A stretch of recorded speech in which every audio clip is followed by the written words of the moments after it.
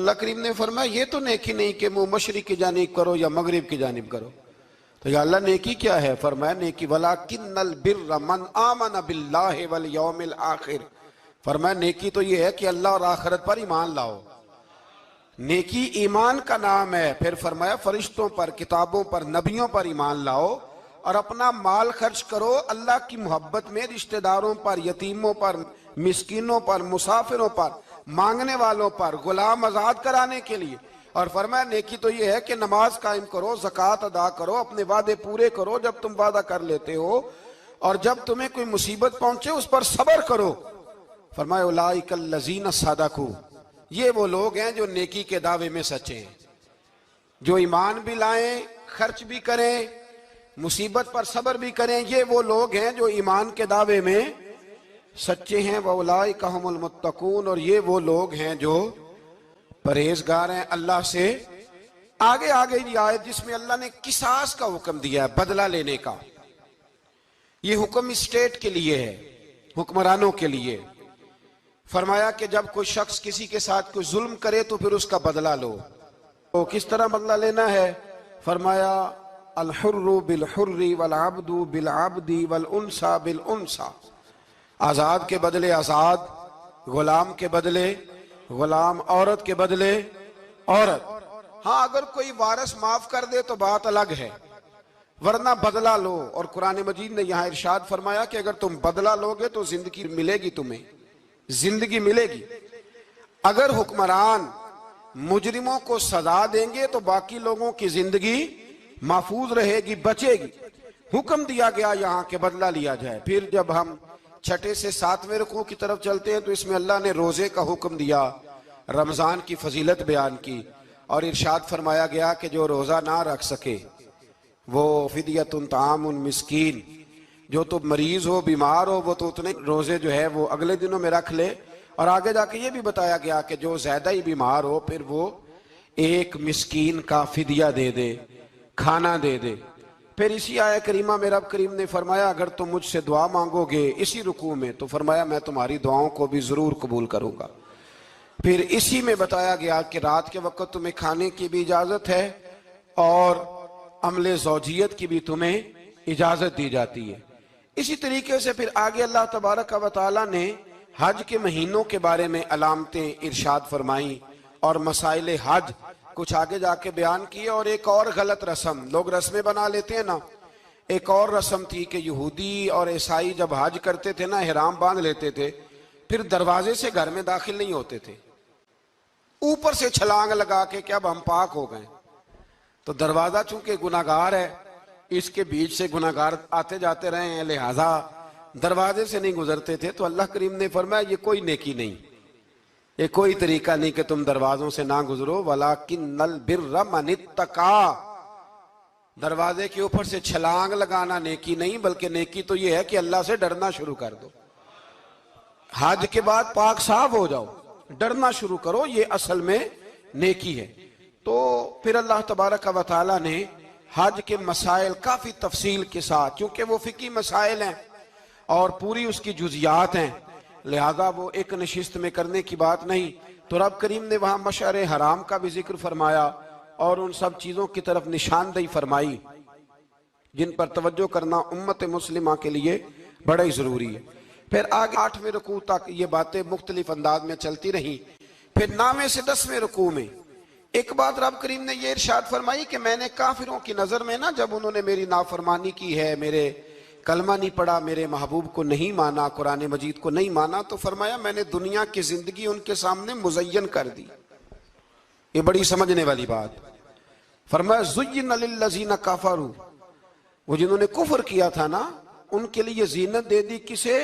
हयातुद दुनिया, दुनिया की जिंदगी को अल्लाह ने ना उनके लिए हसीन कर दी। उन्हें बड़े अच्छे लगते हैं, ये मेरी जायदाद है, ये मेरा बाग है, ओ मेरी हवेली है, ये सारे मेरे जनाब बंगले।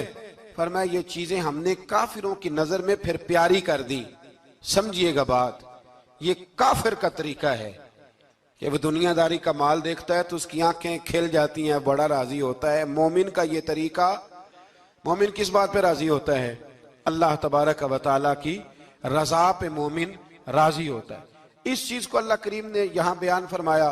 फिर इससे आगे जो हुर्मत वाले महीने हैं उन महीनों का जिक्र किया गया। फिर अल्लाह तबारक व तआला ने जुए और शराब को हराम करार दिया। 219 नंबर आयत है, इसी रुकू में अल्लाह तबारक व तआला ने उसका भी तज़किरा फरमाया।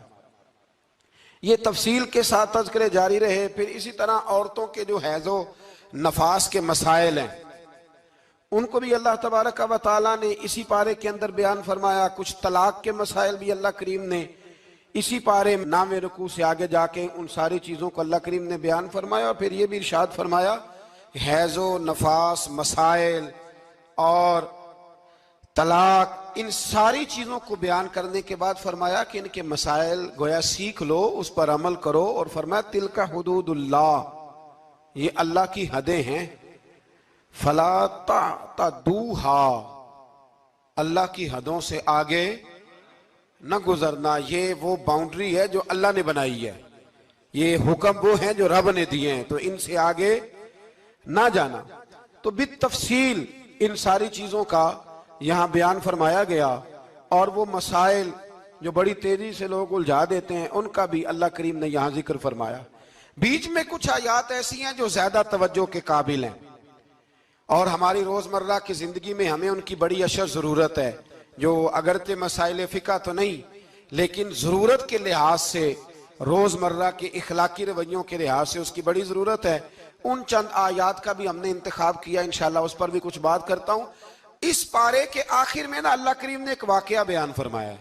इसमें अल्लाह तबारक व तआला ने ना बनी इसराइल का एक वाकया बड़ी तफसील के साथ, और वो इस पारे के इख्तिताम पर अकीदे के लिहाज से, नजरिए के लिहाज से, समझने के लिहाज से बड़ी अहम चीज है, उस पर जरूर गौर फरमाएं। वो ये हुआ कि बनी इसराइल के अंदर हमेशा ऐसे होता था कि अल्लाह तबारक व तआला एक पैगंबर और एक बादशाह, बनी इसराइल के अंदर हमेशा नबी और बादशाह मौजूद रहते थे। एक वक्त ऐसा आया कि बनी इसराइल में कोई नबी नहीं थे और बनी इसराइल का जो अपना इलाका था ना वो मुल्क शाम है। तो कौम में अमाल का एक कौम थी और बड़े सख्त गिर लोग थे। उन्होंने बनी इसराइल वालों के साथ लड़ाई की, जिहाद किया और इन्हें इनके इलाके से निकाल दिया। और कुछ हजरत यूसुफ अलैहिस्सलाम के ज़माने में वैसे भी एक बहुत बड़ी तादाद जाके मिस्र में आबाद हो गई थी। अब ये हुआ कि इनके पास कोई बादशाह नहीं है, ये बार बार दुआ करते हैं, इल्तिजा करते हैं। तो अल्लाह ताला ने एक पैगंबर इन्हें अता किए जिनके मुख्तलिफ नाम किताबों में हैं। सदरुल फाज़िल रहमतुल्लाह अलैह ने तफसीर खज़ाइनुल इरफान के अंदर उनका नाम हजरत शमवील अलैहिस्सलाम लिखा है। हजरत शमवील अलैहिस्सलाम को अल्लाह ताला ने नबुव्वत अता फरमाई। और जब हजरत शमवील अलैहिस्सलाम अल्लाह के नबी हुए, बनी इसराइल वालों को यकीन आया कि अल्लाह ने अल्हम्दुलिल्लाह हमें एक नबी के झंडे तले जमा कर दिया है, तो फिर उन्होंने कहा कि आप हमारे सामने एक बादशाह भी मुकर्रर करें ताकि हम उसकी सरपरस्ती में जिहाद करें। जब इन्होंने ये बात की तो अल्लाह तबारक व तआला ने हजरत शमवील अलैहिस्सलाम के जिम्मे लगाया। तो एक उस जमाने में अल्लाह के नेक बंदे थे, जनाब तालूत अलैहिस्सलाम उनका नाम था। तो हजरत शमवील अलैहिस्सलाम ने उन्हें कहा कि अल्लाह करीम ने ना तुम्हारा बादशाह तालूत को बनाया है, उनका नाम भी कुरान मजीद ने जिक्र फरमाया है। तो बनी इसराइल के लोग कहने लगे ये तो गरीब आदमी है, वो बकरियां चराया करते थे लेकिन इल्म में बड़े पुख्ता थे, वजूद में बड़े ताकतवर थे। तो कहा कि ये तो गरीब आदमी है, तो हम तो ज्यादा हक रखते थे कि हमें बादशाह बनाया जाए। तो हजरत तालूत अलैहिस्सलाम के बादशाह बनने के बाद हजरत शमील अलैहिस्सलाम ने जो बात की, अल्लाह करीम ने उसे कुरान मजीद में बयान फरमाया। रब फरमाता है बस्ततन फिल इल्म वल जिस्म, इसे इसलिए तुम्हारा बादशाह बनाया गया है कि इसे हमने कुशादगी दी है, इल्म में भी और जिस्म में भी। बड़े माशाल्लाह मोटे ताजे थे, वजूद बड़ा ताकतवर था। कुछ मोटे ताजे होते हैं पर ताकतवर नहीं होते, मोटे ताजे भी थे और ताकतवर भी थे। फरमाया कि वजूद में भी ताकत है और इल्म में भी अल्लाह ने इन्हें वुस्अत अता फरमाई। तो बनी इसराइल वाले कहने लगे जी नहीं जी कोई बंदा और आ जाए, ये हमारा बहुत बड़ा मसला है ना जी, हर एक की मर्जी की ना तो बात हो सकती है और ना हर बंदा हर एक की मर्जी पर पूरा। कहने लगे नहीं जी कोई और होना चाहिए था, हमें कैसे पता चलेगा कि अल्लाह ने मुकर्रर किया है। बड़ी खास बात है, इसको समझिएगा। ये सारा मजमून आपको मिलेगा इसी पारे के आखिर में, आप पढ़ेंगे ना जी तो ये सारा मजमून आपको मिलेगा। और आप अगर सरसरी नजर से भी इसका मुताला करेंगे ना, जाके कुरान शरीफ खोल के 15वें से 16वें रुकू में, आप खुश होंगे कि आप कितने अच्छे नजरिए और अकीदे के मानने वाले हैं। तो जब कहा ना कि तालूत को हमारा बादशाह बनाया गया तो दलील क्या है, तो कुरान कहता है कि हजरत शमूएल अलैहिस्सलाम ने फरमाया कि तुम्हारा एक ताबूत था, एक संदूक था तुम्हारे पास, वो संदूक तुम्हारा कौमे उमाल का उठा के ले गई थी। इनके बादशाह होने की दलील ये है कि अल्लाह तुम्हारा वो संदूक तुम्हें वापस कर देगा, वो तुम्हारा संदूक तुम्हें वापस कर देगा। उस संदूक में क्या है, वो हजरत आदम जन्नत से साथ लेके आए थे। उसमें था क्या, तो कुरान मजीद कहता है कि उसके अंदर ना हजरत हारून अलैहिस्सलाम और हजरत मूसा अलैहिस्सलाम के तबर्रुकात थे। तबर्रुकात, कल मैं एक मौलवी देख रहा था, बेचारा एक बंदा ना मस्जिद नबी के साथ गुलाफ और शायद कोई कफन था, वो मस्जिद नबी की दीवारों से मस कर रहा था। तो वो कह रहा था नहीं इससे क्या होता है, तबर्रुक कोई चीज नहीं, अच्छे अमाल की वजह से बंदा बख्शा जाएगा। मैंने कहा तू मुझे मिले तो मैं तुझे बुखारी खोल के दिखाऊं कि हजरत अब्दुर्रहमान इब्ने औफ जिन्हें हुजूर ने कतई जन्नती कहा, हुजूर के वजूद पर कुर्ता देख के कहने लगे हुजूर बड़ा ही सोना लग रहा है। तो फरमाया तुझे चाहिए, हुजूर मिल जाए तो क्या ही बात है। नबी पाक ने अता किया तो सहाबा कहने लगे अब्दुर्रहमान आपको तो जरूरत नहीं थी, आपके पास तो बड़े लिबास हैं, तो ये कुर्ता हुजूर ने कबूल कर लिया, कोई लेके आया और आपने मांग लिया। तो वो रो पड़े, कहने लगे पहनने के लिए नहीं मांगा, ये हुजूर के जिस्म से लग गया है, मैंने कफन बनाने के लिए मांगा है। तू कहता है हुजूर के तबर्रुक में खैर कोई नहीं। और आप यकीन करें उन लोगों पे हैरानगी है, हमने भी मरना है ना जी, बड़ी जल्दी कब्र में जाना है, वक्त का कुछ पता नहीं, लेकिन इतने अंधे होकर लोग चीजों को देखते हैं और इस तेजी के साथ गुमराही फैलाते हैं। मुझे बाकायदा किसी ने वीडियो भेजी और कहने लगा जी देखें कितनी अच्छी बात कर रहा है, लोगों को समझाएं। तो मैंने कहा नहीं, इसको समझाने की जरूरत है। और मैंने उसको देखा है, वो जो लाल रुमाल वाला, मैंने देखा है वो ढूंढ ढूंढ के जाहिलों को पकड़ता है, तलाश करता है, और अगर कोई मिल जाए बात बताने वाला तो फिर वो खुद पकड़ा जाता है, और कई दफा पकड़ा गया तो निकल गया है। अल्लाह ताला हमें समझने की तौफीक दे, हम सियाने हो जाए तो ये दूर दूर तक नजर नहीं आएंगे इंशाअल्लाह। तो वो ताबूत आएगा, बनी इसराइल वालों से कहा ताबूत में क्या था सुन लो, और ये कुरान मजीद है। आज मेरी मानना ये 15वें से 16वां रुकू जरूर ही पढ़ना कि वो आखिर ताबूत में क्या था, खोलना जरा।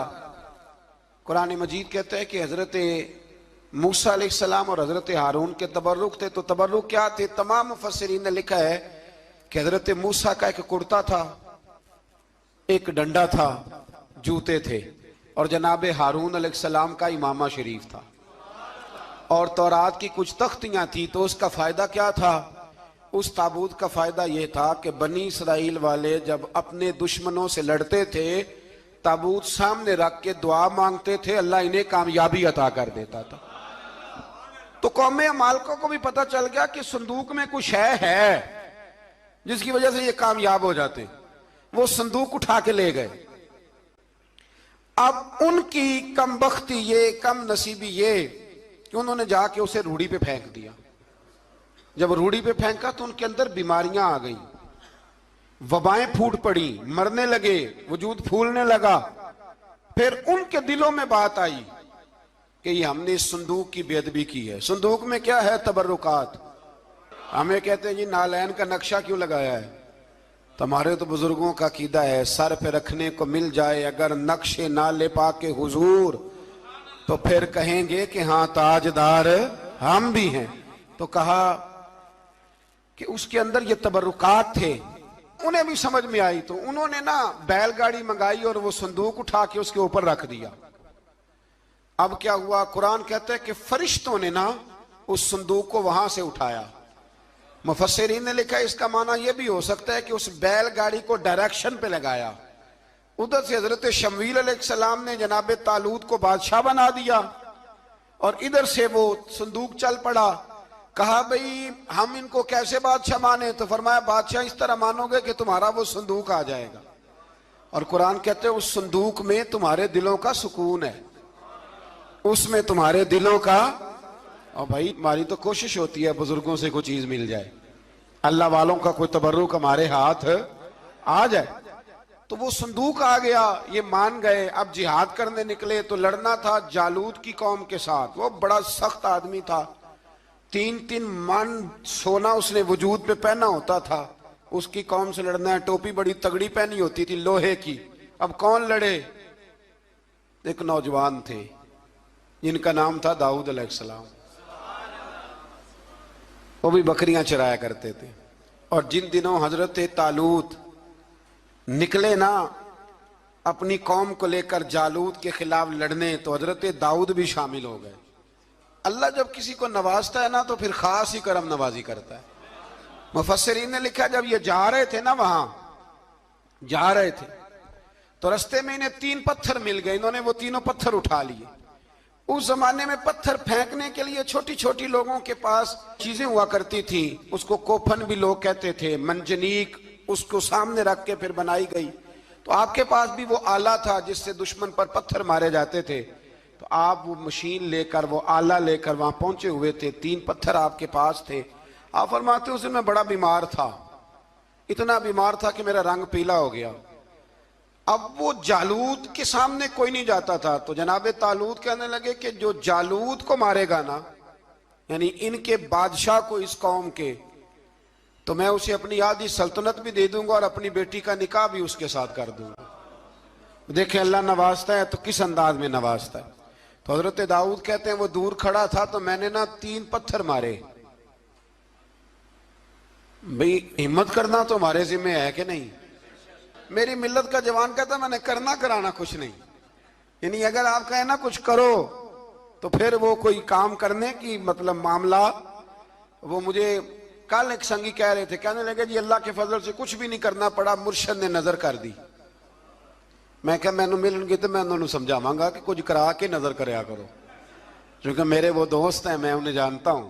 नजर में बड़ा कुछ होता है, लेकिन अल्लाह भी तो बंदे पे बड़ी नजर रहमत करता है ना। लेकिन कहता है 5 नमाजें पढ़, रमजान के रोजे रख, ज़कात फर्ज हो तो अदा कर, ये सारे काम कर, सच बोल, दयानतदारी कर, फिर मैं अपने फजल से तुझे जन्नत अता करूंगा। तो ये जो रवैया हमने बनाया ये दुरुस्त नहीं। तो फरमाते हैं 3 पत्थर मैंने मारे, अल्लाह ने इतना फजल किया कि वो भी मर गया, और उससे छू के मेरे पत्थर आगे बढ़े तो उसकी फौज के 30 आदमी भी मर गए। 3 पत्थरों से 31 बंदे अल्लाह ने मार दिए। फरमाते इसलिए कि हाथ मेरे थे और ताकतें मेरे रब करीम की थी। तो हजरत दाऊद अलैहिस्सलाम के हिस्से में जनाब तालूत की साहिबजादी भी आई, आधी सल्तनत भी आई। काफी साल हजरत तालूत हयात रहे, फिर उनका विसाल हो गया। तो सारी सल्तनत हजरत दाऊद को मिली, और फिर अल्लाह तबारक व तआला ने उन्हें नबूवत भी अता फरमाई। ये दुनिया में वाहद पैगंबर हैं जो बैक वक्त नबी भी थे और बादशाह भी थे। और फिर अल्लाह ने फजल फरमाया, इन्होंने बड़ी बड़ी फुतूहात की। और फिर हजरत दाऊद के साहिबजादे का नाम हजरत सुलेमान अलैहिस्सलाम, फिर उनके साहिबजादे का नाम हजरत।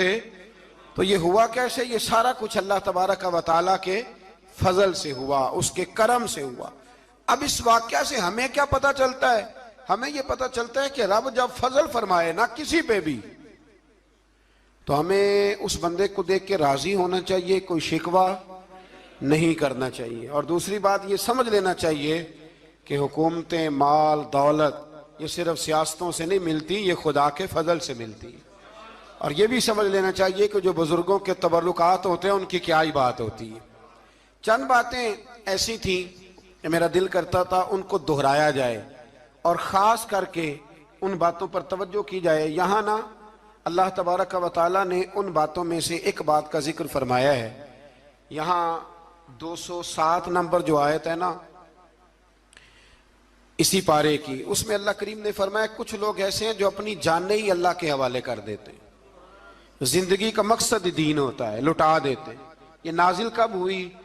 यह आयत मुबारक हजरत सुहैब रूमी के बारे में नाजिल हुई। हजरत सुहैब रूमी रदी अल्लाह ताला अन्हु बड़े मालदार थे।